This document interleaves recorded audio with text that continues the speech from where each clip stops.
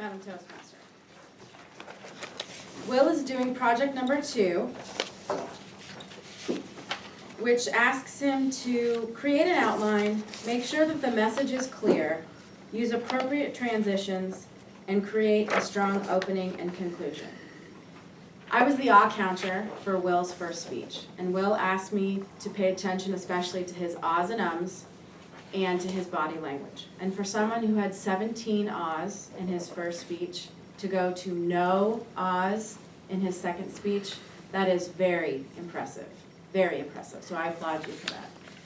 Also, you asked me to watch for sways. You didn't move at all. There was no swaying. But one of the things that I did notice is with your hands here, your shoulders were creeping up like this and you looked very tense.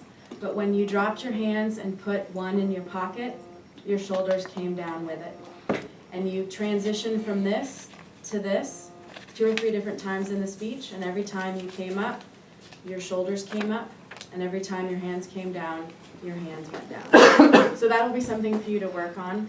It's something we all struggle with. As a singer, it's something that I had choir masters standing behind us with rulers going down, down. So you'll learn.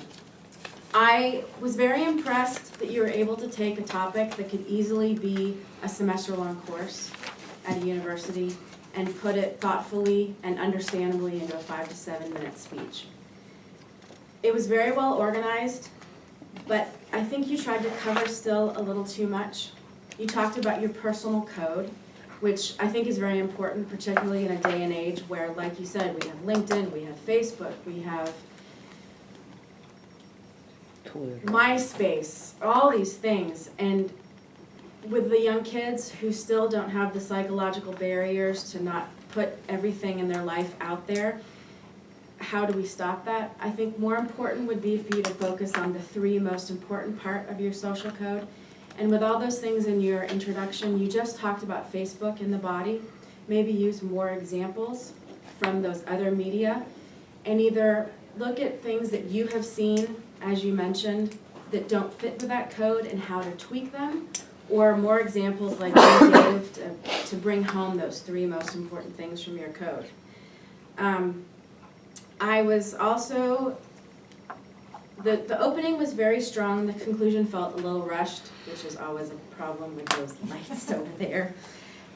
But otherwise, I think you did a very good job. I'm very impressed. I'm looking forward to the next speeches that you give, particularly with how much change and improvement there was between 1 and 2. Thank you very much.